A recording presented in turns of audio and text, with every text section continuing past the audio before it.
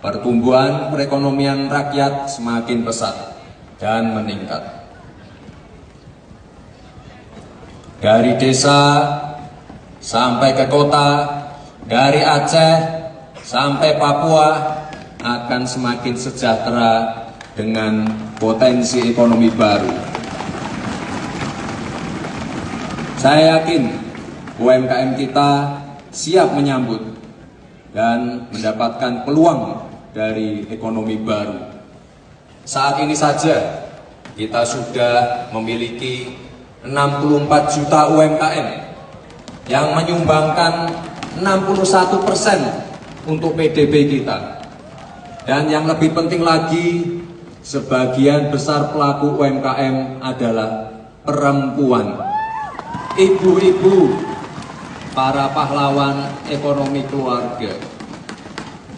Ditambah adanya fasilitas dukungan modal, dukungan teknologi, kemudahan berusaha seperti dengan online single submission atau OSS, sehingga usaha rakyat akan semakin mudah perizinannya.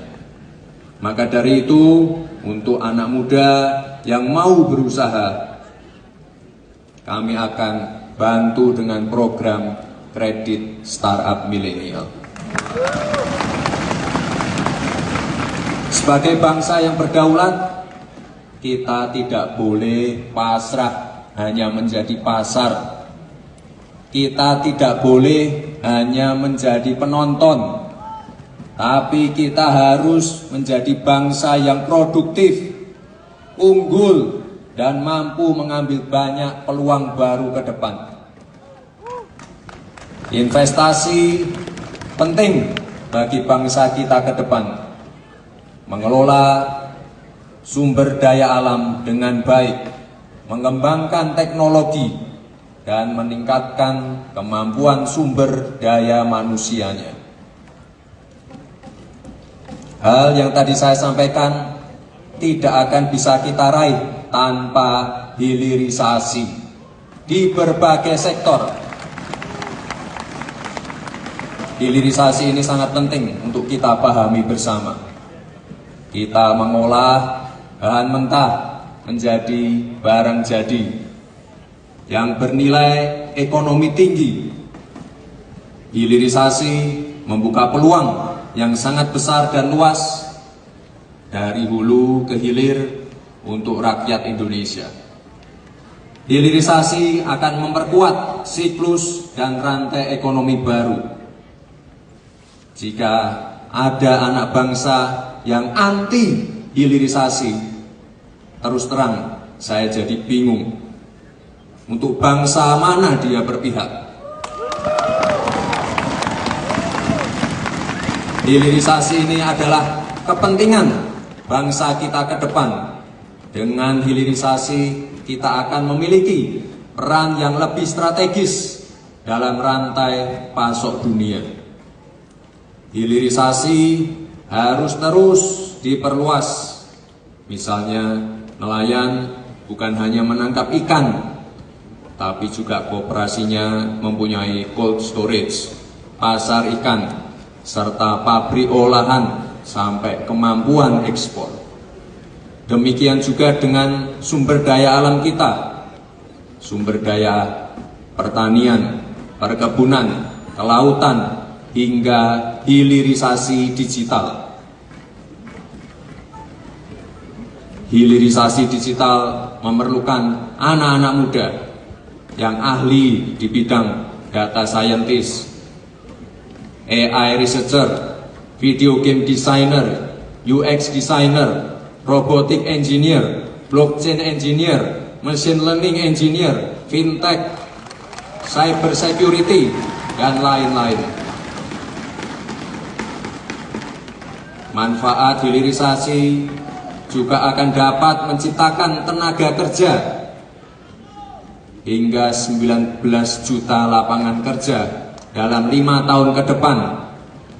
Ini adalah peluang yang sangat luar biasa, khususnya untuk generasi milenial, generasi Z, kaum perempuan, dan juga kawan-kawan disabilitas. Maka dari itu, hilirisasi akan berhasil jika kita sebagai manusia Indonesia mau terus mengasah skill atau kemampuan masa depan.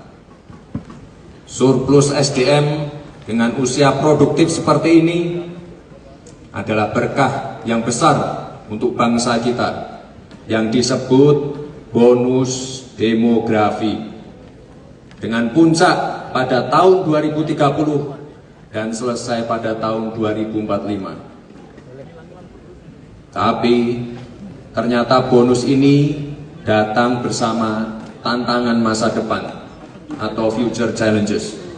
Maka kita perhatikan betul dari kebutuhan mendasar, seperti antaranya makan siang dan susu gratis untuk ibu hamil, siswa, dan juga santri. Kesehatan dan gizi rakyat harus terpenuhi, karena kita juga menghindari stunting, terutama sejak dalam kandungan sampai berusia 2 tahun. Sebab 1000 hari pertama kehidupan itulah masa yang paling menentukan dan berpengaruh terhadap kecerdasan. Oleh karena itu, kami bertekad untuk terus menurunkan angka stunting dan berkomitmen terus menyempurnakan upaya yang telah dilakukan. Hal yang penting ke depan adalah pendidikan yang relevan. Tantangan zaman now harus dijawab dengan solusi zaman now. Tantangan masa depan harus dijawab dengan solusi masa depan. Pelajaran-pelajaran yang diperoleh harus dipastikan dapat meningkatkan kemampuan future skills yang mampu membuat anak-anak mengubah future challenge menjadi future opportunity. Tantangan masa depan menjadi kesempatan masa depan. Disinilah juga peran infrastruktur yang harus terus dibangun untuk mempermudah aktivitas dan konektivitas masyarakat Indonesia. Sebagai penutup, saya ingin menyampaikan bahwa di era dulu kita banyak bicara soal energi fosil. Di era sekarang kita banyak bicara soal energi baru terbarukan. Tapi Indonesia memiliki energi yang sangat luar biasa, yang jarang dibicarakan, yaitu energi anak muda.